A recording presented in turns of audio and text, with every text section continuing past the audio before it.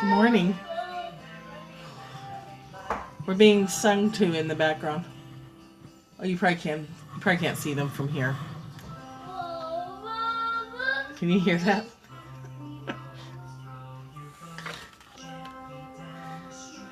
Ashlyn's over there singing her guts out.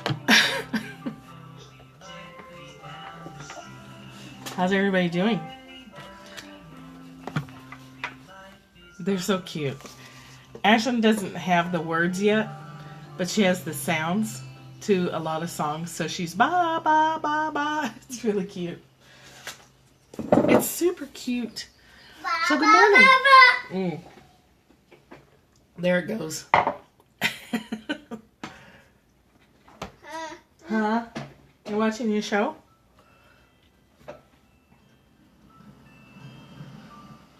Too loud. Okay. So we're starting over in the workbook from the very beginning. I've never done it from the very beginning all the way through. And if you're just joining, my name's Michelle Wolf, and you can find me at caddyshackdesigns.com. Across the top are tabs of everything that I do. But for today, we're starting with Course in Miracles, the workbook, and we'll be starting on actually January 2nd. So we'll be skipping a day. So if you guys don't have the workbook and want it, it's online free. You don't have to buy it. There's a billion Course in Miracles sites that have the workbook at no charge. There's some you can even sign up where they'll send you the lesson for the day to your email. So that might be helpful since we're going every other day if you want to do it. You know, if your OCD kicks in and you're like, I have to do it every single day, then you might want to do it like that. Let's see. I'm going to read to you a little bit from the introduction, but not the whole thing because you guys can find it for yourselves. But the interesting part is the exercises are designed to train your thinking and train you to recognize your stories as they're happening and what that means, and train you to recognize when you're choosing fearful thoughts over love, and that you can replace your thoughts with peaceful thoughts. You have that power. So it's all set up that way. It starts you in a specific training way. So I'm glad that we're starting here at the beginning. It says the exercises are simple. I don't know about that. They don't need any preparation. They can be done several times a day. But it says don't do more than one set of exercises today. That's an ego thing, right? We want to jump ahead. Well, if I do 2 lessons a day, then I can finish the workbook in 6 months instead of 12. That's just an ego competition thing. So the first section is dealing with undoing the way we see the world now. Yeah, simple but not easy. Good point. And the second... Oh, I lost it.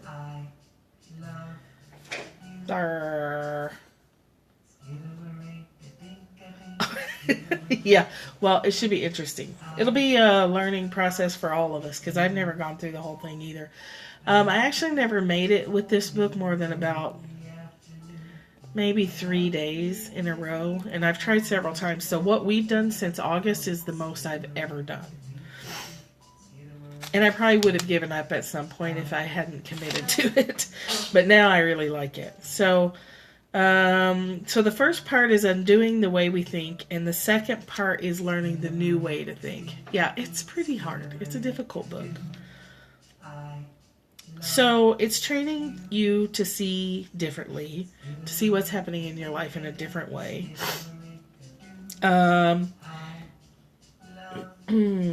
Let's see.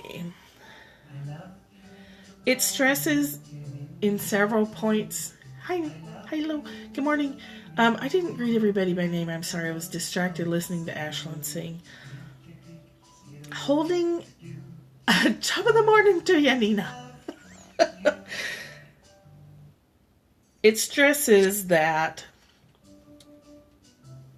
to not be tempted to decide for yourself that there are some people, situations, or things to which these ideas are inapplicable.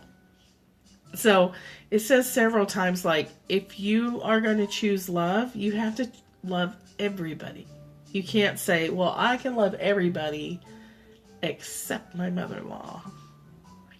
Or I can practice choosing peaceful thoughts except at work. It says, one exception held apart from true perception makes its accomplishments anywhere impossible. So it's kind of all or nothing. You either choose love for every single person, whether you like them or not. I think you can love people and not necessarily like them. And you can definitely love people and not have them in your life. They don't, just because you love people and they're not healthy people, it doesn't mean you have to, rent them space in your head. Okay. Let's see what else. Some of the ideas you will find hard to believe, and others may seem quite startling, and this doesn't matter. You're asked to apply the ideas as you're directed to do. You are not asked to judge them. You are asked only to use them. It's their use that will give them meaning to you and will show you that they are true. So this happened to me in the late 80s when I first got exposed to this book. I absolutely judged them. And I was like, this is stupid, and I'm not doing it. It's pretty much my attitude, like, what? This doesn't make a lick of sense, so I'm not going to do it. But they're asking you to take a leap of faith and just do the damn thing. Just do it and see what happens. Give it a fair shot and see if anything changes. And we already know that it does because we've already changed. But that's, I think, where it's certainly where I got lost several times because it didn't make sense to me, and if it didn't make sense, then I didn't want to do it. You need not believe the ideas, you need not accept them, and you need not even welcome them, and some of them, surprise, you may actively resist. So some of them you're going to be like, no, just go with it. None of this will matter or decrease their efficacy. Like it doesn't matter. Truth is truth, whether you believe it or not. It's like the law of gravity. You can't argue with that. If you drop something, it's going to hit the ground. If there's no, you can't negotiate with it. You can't talk yourself out of it. It is there, and it's irrefutable. Unless you're on the moon, that's different. Right. Yeah, if you catch yourself arguing and actively resisting, that's exactly where you need to put the most love. So, do not allow yourself to make exceptions in applying the ideas the workbook contains, and whatever your reactions to the ideas may be, use them. It's just information. Nothing more is required. It's set up to take care of itself. It's set up to help you self-correct without even realizing it's kind of sneaking under the radar of the ego in a very subtle, powerful way. Now that we've done it for a while and then looking back at the beginning and thinking how I viewed it before, it really is set up in a really intelligent way. So yesterday's lesson, and I would encourage you to either get the book or get it online for free. You can probably get a Kindle or a Nook copy for a few bucks. Just so that you know what the off day lessons are, whether you do them or not. But yesterday's lesson, the very first lesson, I'm just going to skim through that. It has you practice, nothing I see in this room means anything, is the practice for the day. So when I first read this, I was like, what do you mean it doesn't mean anything? Of course it means something. Now, so it says, look around you and practice applying this idea. The table doesn't mean anything. This chair doesn't mean anything. This hand doesn't mean anything. This pen doesn't mean anything. What they mean by the mean anything is that the only meaning is what we apply to it. And I absolutely did not understand that at all. Of course, I was only 22 at the time. I didn't understand much of anything. I think I was 22. So Then it has you look farther away. This door doesn't mean anything. I know. Exactly. I totally didn't get it. It just went whoop right over my head. It's asking you to recognize that items by themselves have no meaning. There's no inherent meaning in a door. Oh yeah, I totally missed it. Just wasn't ready. There's no inherent meaning in a book. The only meaning is what we apply to it. Some people can throw these in bonfires. It would be like ripping out a kidney and throwing it in a bonfire for me to do that because of the meaning I have attached to books. It would be extremely hard for me to throw a book on a bonfire, even if I thought it was awful. Yeah, 2 or 3 times a day, 1 or 2 minutes. It's like water slowly washing away our walls, slowly, drip by drip, day by day. Overdoing it is an ego thing too, right? Yeah, slowly, just, it's cumulative.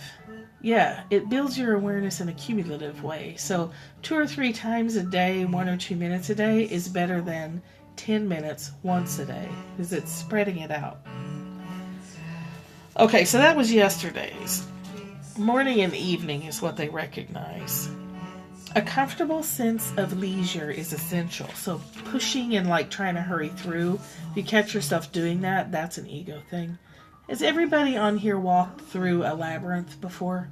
Or the labyrinth is the thing on the ground. It looks like a maze and you walk into the center and then you walk back out. Oh, you haven't, Michelle? Oh, you haven't either? I bet you can find one near you. A lot of churches have labyrinths on their property. And it's really interesting to walk through it. You will hear your ego doing the thing it does. It's so meditative. And you'll catch yourself like trying to figure out where the maze goes or trying to hurry to get to the end. It really brings, because it's quiet, it really brings to the forefront how you walk the labyrinth is how you're trying to walk your life. And I always try to hurry through it. I want to get to the end. If there's one near you, try it if you can. It's nice because the impatience you feel or whatever so for me, I'll just use myself. When I started, I always start with these, I'm going to walk this labyrinth and be totally mindful. And then my mind drifts off and I start how come I'm not at the end yet? I want to be at the end. I want to get to the middle. I want to achieve a goal is what it is. I want to complete this process. And then I want to get back out. And then I can say, check, done. I did a labyrinth. So, and that's often how I go through life. I can be focused, unfocused, and then too focused. So it's like unfocused and I get nothing done. And then then I get too focused and I overdo. And then I go back to being unfocused. It's ridiculous. So try walking a labyrinth if you're on the replay or on the web. Find one near you. They're not too hard to find. And we will build one for the June retreat. We'll have a labyrinth available to walk. Back and forth, back and forth. Yeah, and it feels like you're retracing a path that you already walked. Because it goes in and then it parallels back on itself. And that can be shrubbery. It depends. Summer rocks. Is it made of a shrubbery? It's made of 2 shrubberies.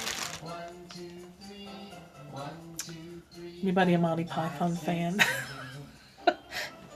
When you're done, you get a herring. So, lesson 2 for today. You might be able to screenshot this. Let me get this. See if I can get it to focus. I can't see if it's focused. There we go. In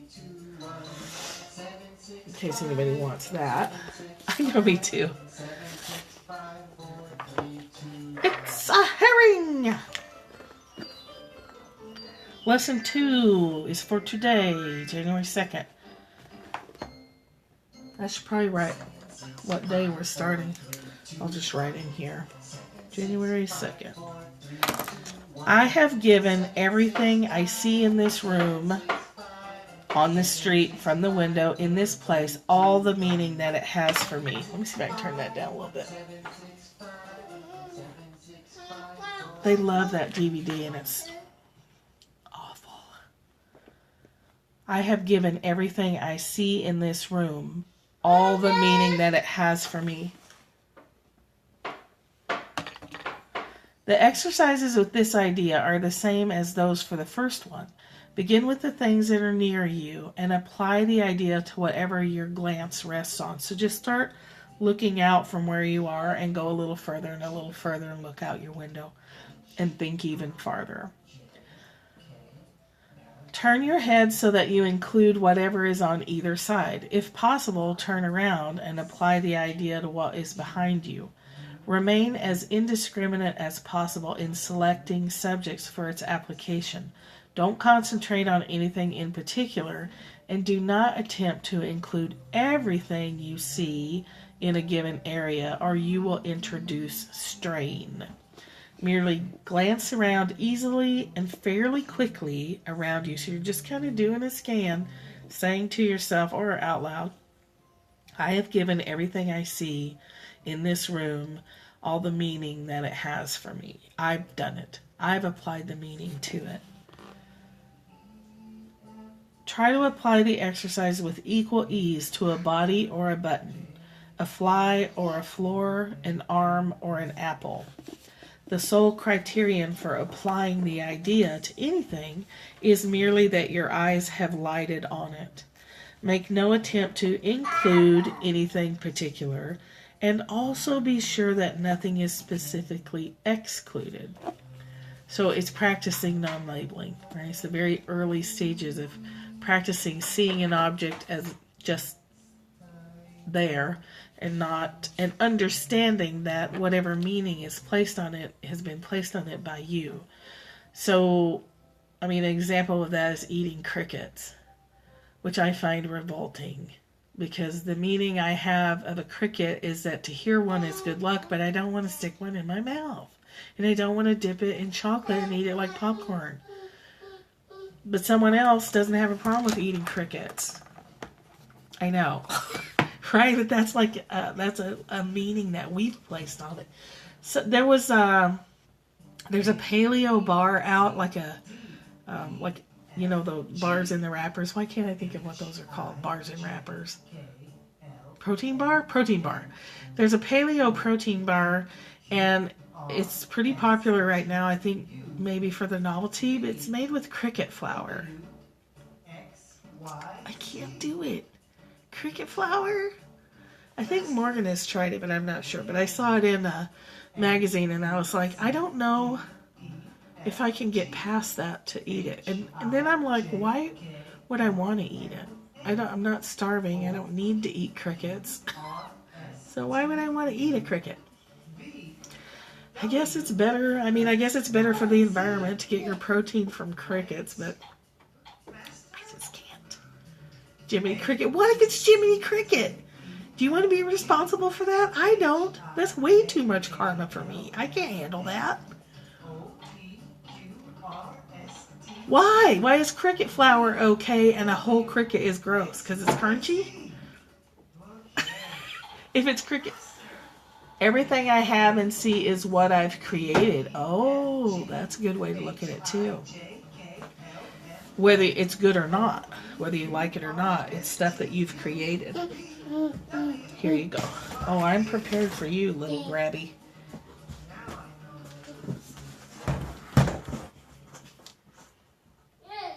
Yeah. Sometimes that can be...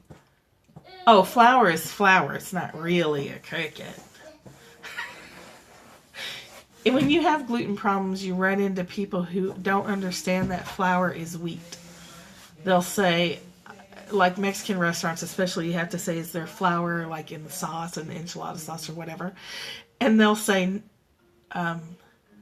or you get what I'm saying, right? I confused it, but you'll ask if there's wheat and stuff, and they'll say, no, just flour.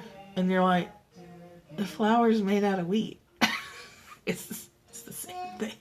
Where do you think flour comes from? It doesn't come out of a flower plant. So you have to be really careful that people understand that flour is wheat. So that's funny. Flour is flour, crickets are crickets, and crickets are gross. So, so yeah, that's a great way to apply it too. Looking around you and understanding that everything in your environment is there because you drew it there. You made it there. So the mess is yours and the great stuff is yours. It's all yours. $2 just went by my window down the street. No way. Are you serious? Oh. You better run out there and grab it. You better run out there and get it. $2 is $2. $2 is a taco.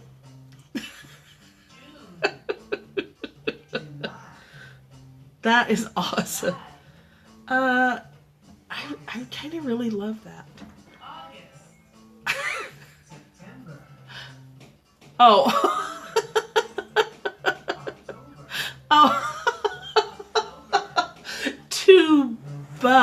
I got you. $2 deer bucks. Hey, Heath, the deer are in Kentucky.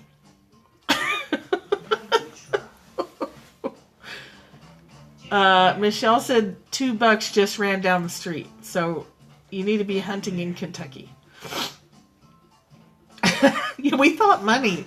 I was like, you just saw $2 like blowing down the street? Go get it. Hi, honey. I thought money too. Oh, we're dorks. Oh, I got a toddler stuck. Hold on.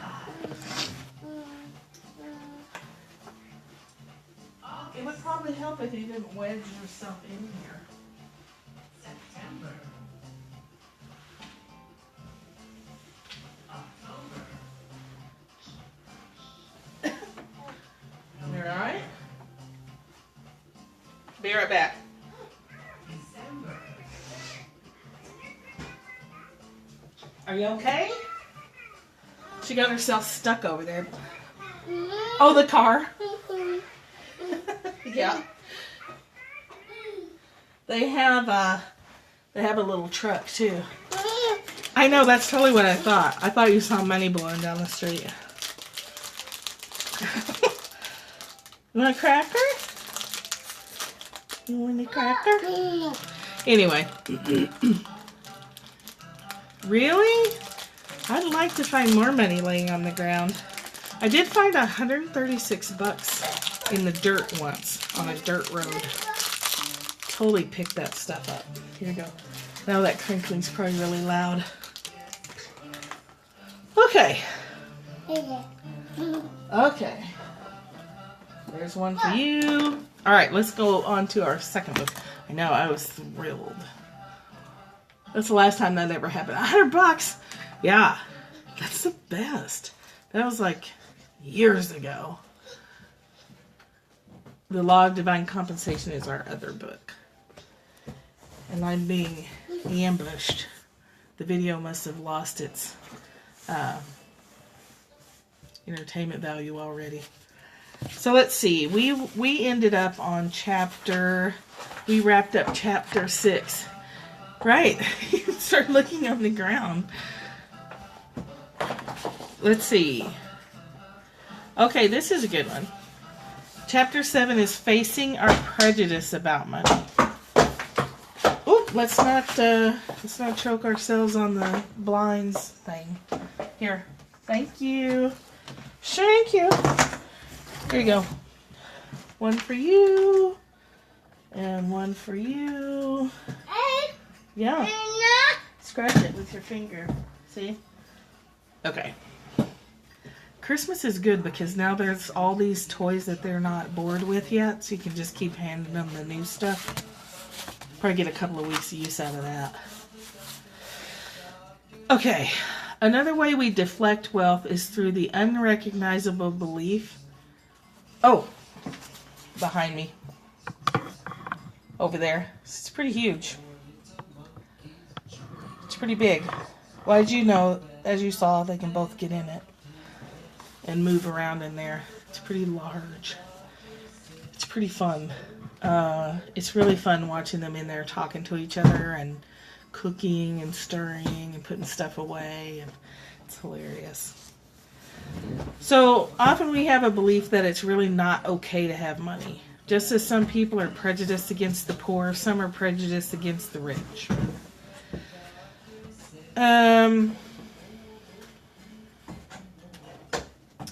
Let's see.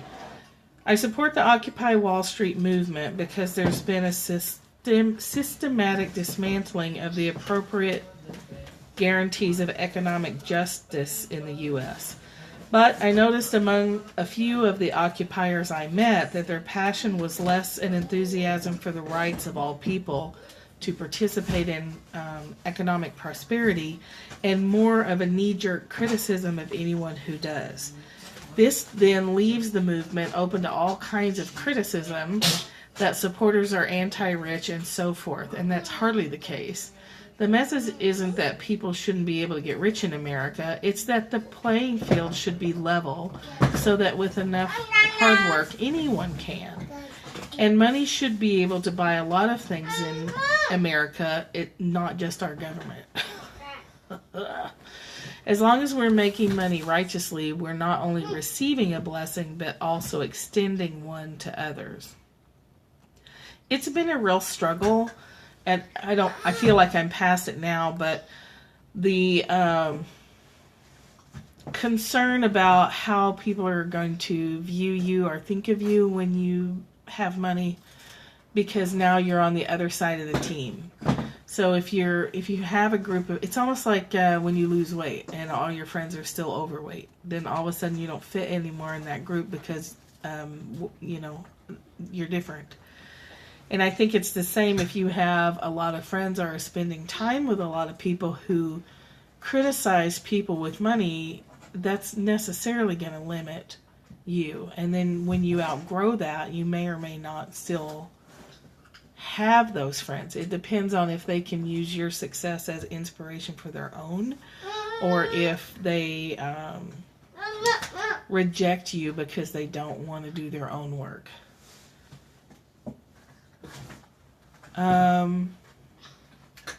Yeah, and then if we ourselves are still in a mode of disapproving those who have money, we will block it. If we think if we think rich people are bad, I mean, nobody seeks to be bad. So we won't allow it in if we have a belief that it means we're going to be bad people. Okay, what else do we have? How about sugar snaps? Want one of these? Here. They like these sugar snaps now. Yeah, it took me a while to pick all that apart. And I feel like somebody brought it up the other day, and now I can't remember who. You just have to be ready for that some people will get it and some people won't. It happens to small businesses. Hi, Roseanne. It happens to Starbucks, for example. Starbucks started out as one store, and as it became more successful, then all of a sudden it wasn't, yay, local business. Now it's boo, corporate America. Ben & Jerry's, same thing, was a little store. I actually had a friend who worked right next door to Ben & Jerry's. But then, when they cross that line of being highly successful, then they're the bad people then. So that's a real interesting way we punish people when they get successful. If we're saying one thing but thinking another, we're always going to end up with confused results. Many people set themselves up to lose, working hard yet giving an ambivalent message to the universe about whether or not they really want money. Thoughts like, I want it, but I shouldn't want it, so I guess no, I don't really want it, but actually I do want it, but I don't want to admit that I want it, indicate ambivalence. This confusing mix of thoughts inevitably brings forth a confusing mix of experiences. Many people fail to manifest money because on a deep level, they just don't think they should. Having been taught that poverty is holy, perhaps they think that rich people are therefore not holy. Having been taught that wealth is a finite resource, some people think that to manifest money for themselves, by definition, takes money away from someone else. Wow, I missed that comment. I saw something you saw on Facebook yesterday. Whoops, what's the matter, baby? What's the matter, baby? You've got to color it with you have to do it with your finger. No, you do it.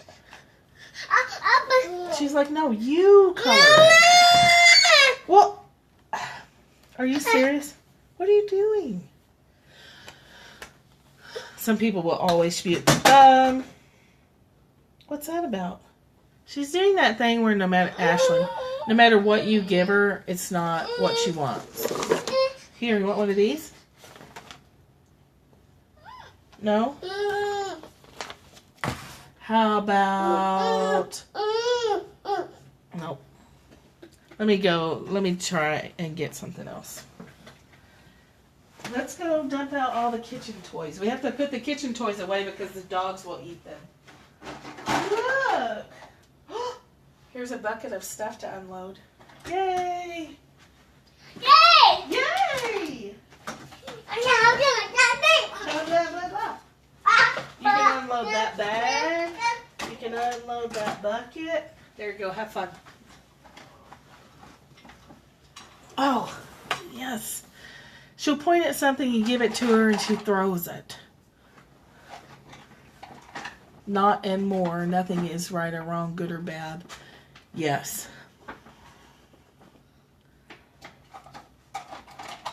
And it's a relaxing way to be. I think it's always in perception. Toddler, teenager, definitely.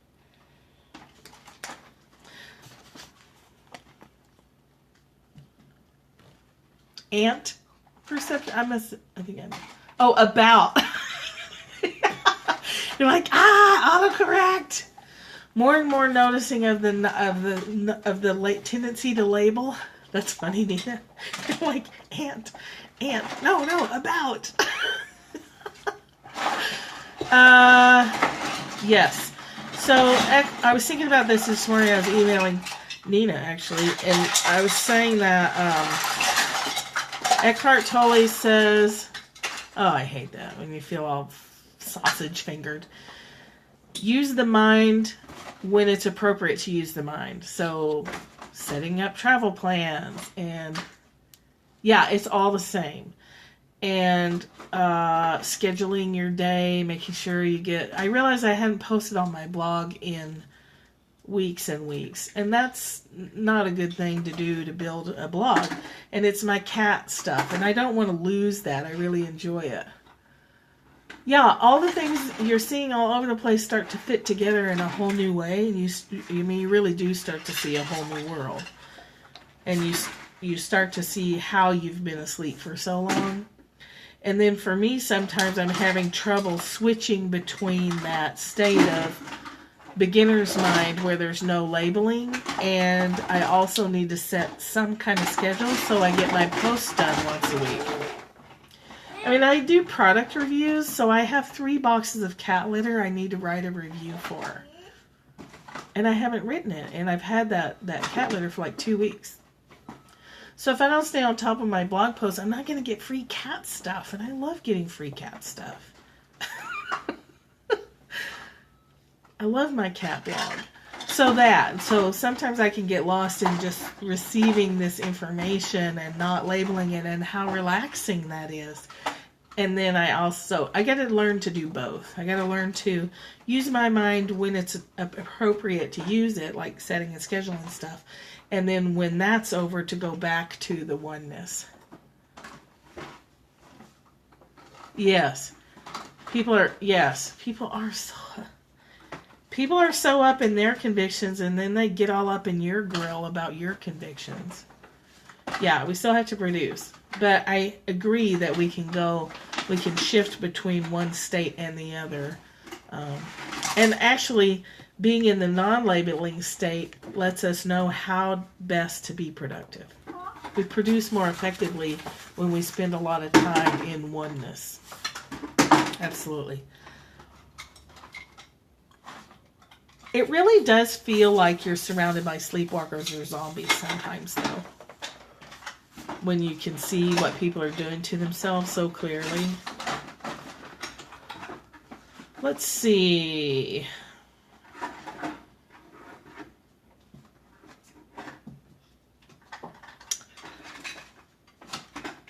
Okay, whatever the reason is, many people don't think it's okay to desire money. And if you disown desire, yeah, I definitely, I think we're all there with you.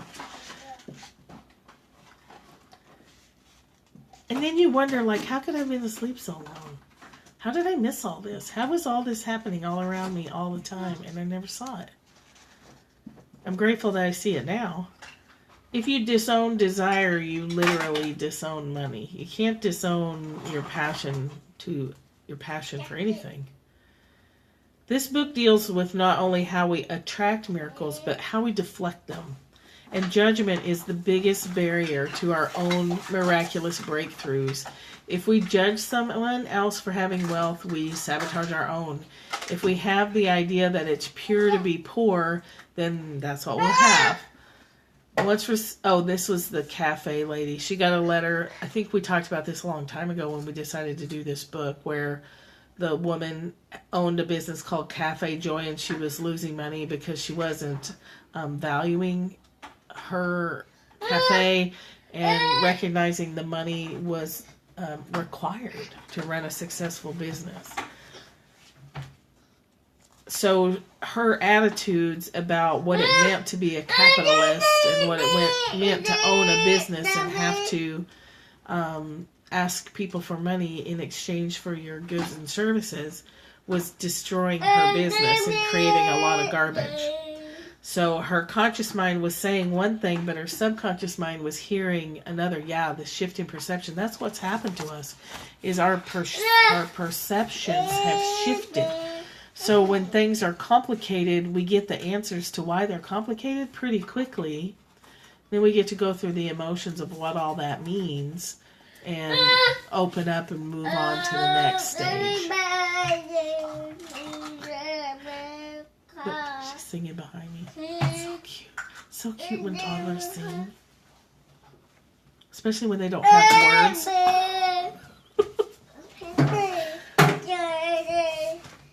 Okay.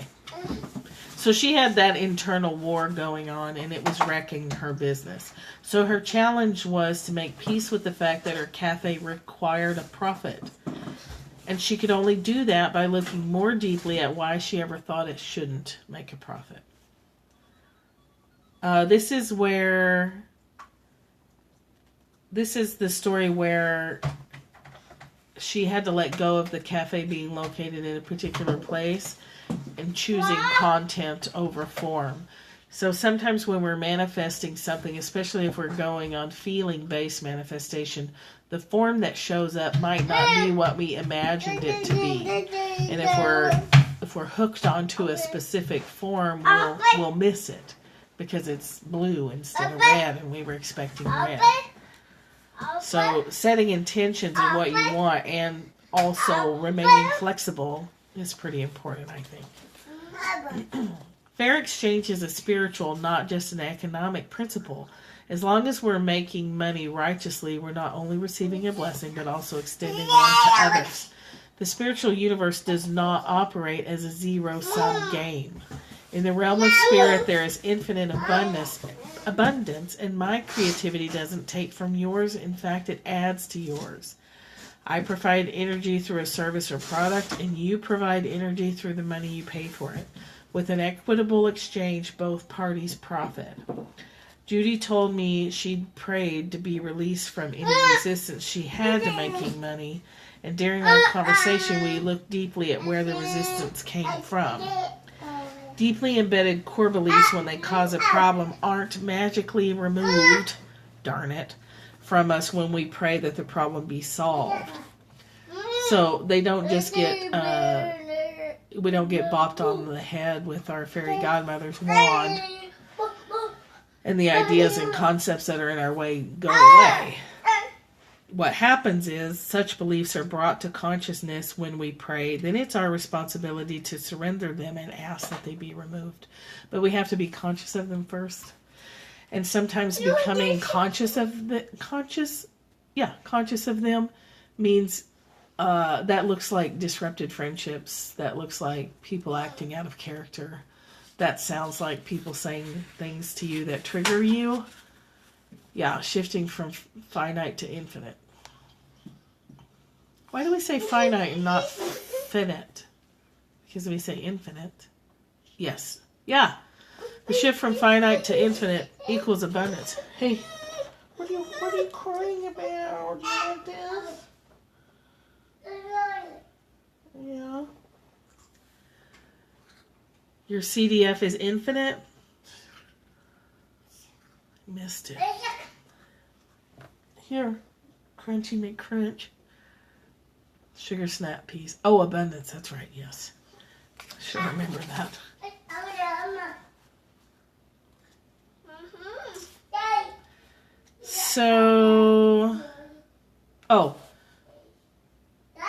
So that's the thing we've talked about before. When you're asking for to be aware of your patterns get bigger and louder so you can see them. And that can be frustrating if you forgot that you asked for that. Why is all this crap happening to me? Oh, I asked for it to happen so I could see it. Oh, yeah. The nice part is when you're aware of that process as it's happening, during when it's happening, you move through it at lightning speed. Right. Be careful what you wish for. I want to be a clear channel for God in the world, and all the reasons why I'm not get thrown up in my face. And I'm like, oh, crap. Now I have to deal with it. But it's true. We ask for that, and then we forget we asked for it, and then we can get distracted and go backwards because we're like, why is all this crappy stuff happening to me? It's not happening to you, it's happening for you. That's what that saying means. It's happening for you. Because you want to see it, because you want to be fully awake, because you want to be fully authentic. You have to see all the reasons why you're not. You don't have to see all the reasons why you're not. You have to see the ones that are causing you problems, that are keeping you from being authentic, your fears of disapproval or whatever they may be. Hey, these sugar snap peas are good for keeping the lions at bay. Here you go. Here you go, Cruncher. I want that. Sugar snaps. Ashland. Oh, here you go. I'm so glad they have teeth now. Uh-oh. Let's see.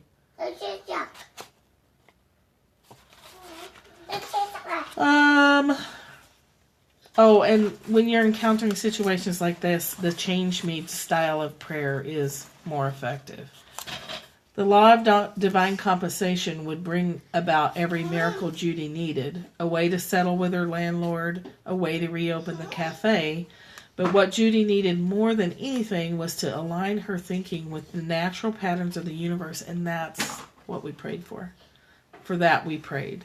She adopted a different attitude and opened herself to new beginnings. It's also a cautionary tale of never say never. Sometimes when we say never, we get proven that never is not possible. Never doesn't exist. Sometimes when we dig our heels in and get stubborn, hey Tanya, is when stuff gets grabbed away from us. I've heard it said that prayer doesn't change a situation for you as much as it changes you for the situation. That's true. Heisenberg's uncertainty principle states that when the perceiver changes, that which is perceived then changes. Tanya!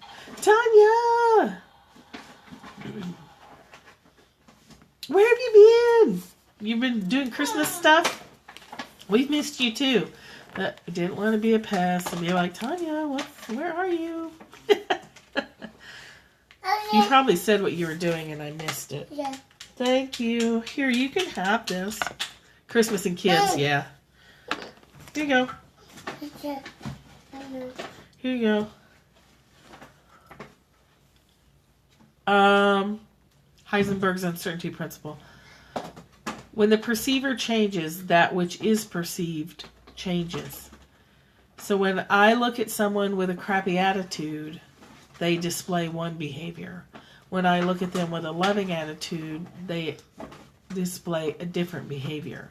Nothing has changed other than how I view them, how I extend to them. You were missed, Tanya. But it's nice to have time with your kids, too. We have to share you, we understand, but we don't have to like it.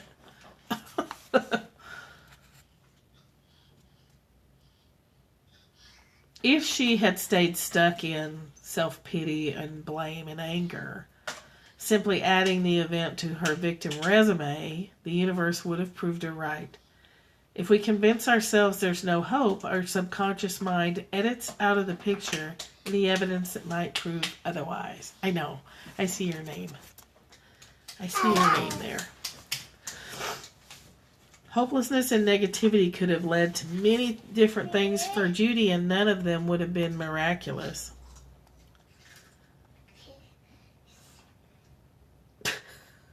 These kids.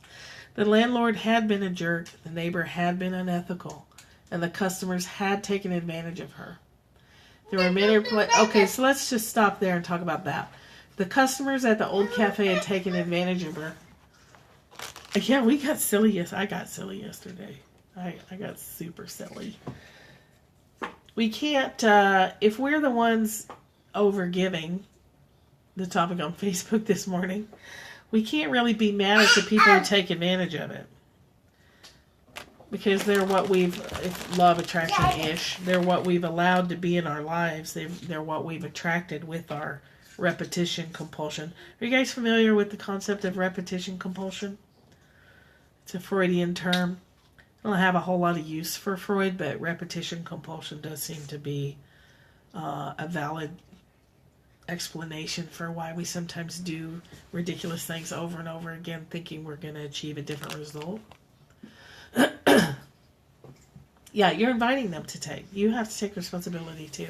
So repetition compulsion says that if you have a situation, an ingrained situation from childhood usually, or if you're into past lives, you could look at it that way too, or parallel lives, whatever. Anyway,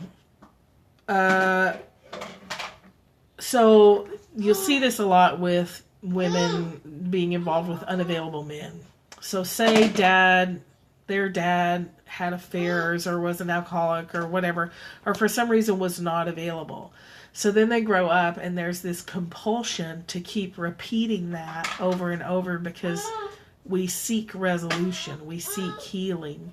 That's not a good way to get it, but we keep engaging with unavailable men, trying to get their attention to resolve resolve what we didn't get as kids. So as kids, we try and get our parents' attention, and when we don't, we grow up and we still play that out. If it was a wounding thing. So not everybody does this, and obviously not, that's like a complete simplification. But we can do that in our lives with overgiving until we recognize that other people are not our source of love. Our parents were not our source of love. We just didn't know that when we were kids, because we were kids. The universe is our source of love. And seeking, that's what Course in Miracles says all the time, that seeking that from outside of you is always going to be disappointing. So until you wake up and go, wait a minute, I'm trying to get this dog to meow, and I need to go to God. Yes, self-love first. And going directly to the source. Not expecting people to give you what they can't give you. They may be able to give it to you sometimes. I'm finding some people who never do. And that's on me. That's on me to fix. So that repetition compulsion will keep you going back and trying to achieve a result that is inherently unable to resolve itself in the way that you're actually wanting. So if you're engaging with someone who's unavailable emotionally, you're engaging with them because they're unavailable emotionally. So they're not going to wake up one day and give you what you're looking for. You'll wake up one day and say, wait a minute, I am never going to get what I'm looking for here, or here, or here, or here, or however many places you're doing it. And then you step back and learn to go directly to the source and get your fulfillment, your stability, your consistent, unchanging love from there. Then the human up and down conditional love that's here and there and gone, here today, gone tomorrow, doesn't unmoor you when it goes. It hurts and you may go through a grieving process, but it doesn't knock you completely off your feet. Yeah, if you want validation, it's not going to come from people, because people, we're all thinking about ourselves because we're people. If you want reciprocal giving, you don't engage with people who cannot reciprocate. You engage with the universe as a whole, which is inherently reciprocal.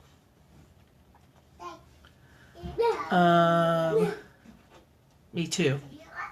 Me too. And I was up late last night because it suddenly hit me. I knew I had that pattern with men until my husband came along, because I had just resolved it and then I met him. Oh, it's freedom, right, Tanya? It's freedom. So why does this stuff always happen when you're trying to go to bed, right? It's because you put your defensives down and all of a sudden something you've been asking for can pop into your brain. Then you're up till midnight. But I was like, oh, crap. I'm doing that. Yeah, freedom. Braveheart. That was a terrible ending to that movie. It was such a great movie, though. I was like, I have done that in the past with some long-term friendships that aren't really friendships. So I was kind of surprised to see that. I'm glad. I mean, I've been asking, like, what's the problem here? Why am I not moving through this? And I got some pieces, and then last night I was like, oh, I'm still doing that repetition thing in some areas, in some older relationships. So when you argued it, you didn't let it wreck you. Yeah, we're dismantling the constructs in our mind. You can have an argument once you realize that, Tanya, and then it helps you understand that the argument isn't the end of the world. Although I am sorry that you had an argument. That's not fun. But understanding that people can't give it to us. And so it doesn't devastate you. Right. Because human love is conditional. We try to be unconditional, but we can't do it. We can get close and we can practice, and we should practice, I think. It's a valid practice to have, to try and love people more. But it's never going to be unchanging. We're as fluid as the moon cycles. We're as fluid as water. We're 90-something%. What are we, 98% water? So no wonder we can't stay steady. We're filled with internal waves constantly. So source and love and divine love is our only source of stability. I'll just see what happens. Right. People say she's uncaring. Yeah. We're hairy bags of water. We're a hairy bag of water. Pretty much. Whoops. What's going on back here? Avery. Goodness. Okay, stop getting back there. Move. Stop pushing yourself back there and getting stuck. Ugh. Okay. No, Ashlyn. Ashlyn. Nope. Here. Okay, here.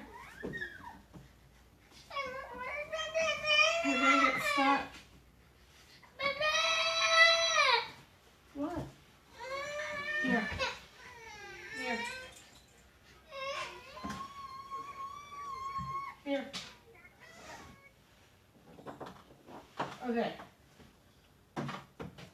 Wow, we got a real problem in our system. Whoop. Whew. Ugly bags of water. Oh, okay. Hey, do you need me to call you? We have a gap in the toddler fence and they keep squeezing through it and then getting stuck back there. And then crying because they're stuck. Okay. So, we got to fix that. Yeah, that's a good way for them to get hurt. It's we have a fence set up so they can't get near the fireplace. Because the fireplace hearth is brick and sharp on the edges, so. Yeah. Yeah, I'm going to wrap this up and then go find a way to fix that fence situation before one of them gets in there and gets hurt. Yeah. So, find yourself a Course in Miracles at website or... Okay, I'll call you in a little bit, hon. I'll call you here in a few after I fix this fence issue. And then read yesterday's lesson and today's because it's really good. It's really good practice. And then, so I guess we'll be doing even numbered days until the end of the month. Lesson 1 yesterday, lesson 2 today. Recognizing the meaning on things is what we put on it.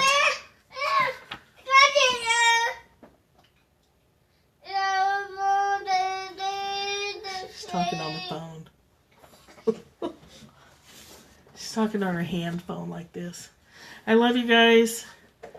I'm glad we're starting this workbook from the beginning together. And thanks for being here. And I'm going to go baby proof again. All right, love you. Bye. Thank you. Thank you for the hugs. Hugs back.